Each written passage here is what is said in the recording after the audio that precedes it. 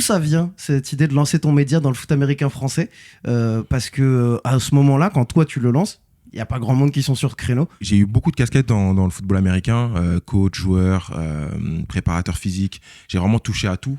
Et je regarde beaucoup la NFL depuis 2008-2009 à peu près.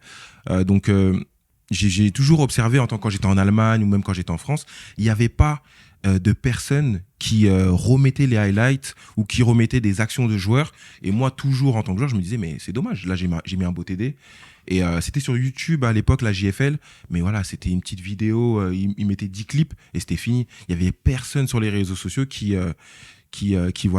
mettaient en avant les joueurs. Et je me suis dit, pourquoi pas? J'ai mis plein de casquettes, on va essayer pourquoi pas le média et j'aime bien, je trouve ça cool et ensuite on continue. Est-ce qu'il y a un endroit où ça t'a inspiré de faire ça? Est-ce qu'en Allemagne, il y a quelques gars qui font ça? Oui, en Allemagne, du coup, après les matchs, il y a toujours des interviews. Il y avait aussi également, quand on a joué contre New Yorker Lions, c'était la plus grosse équipe à l'époque, il y avait des conférences d'avant-match avec le coach, le capitaine et j'ai trouvé ça, je me suis dit, mais pourquoi on fait pas ça en France? Après ma carrière, je me suis dit, mais on peut clairement le faire en France. On l'a pas encore fait.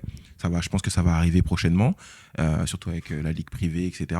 Mais je pense que ça peut être intéressant et je trouve que le média, c'est super important.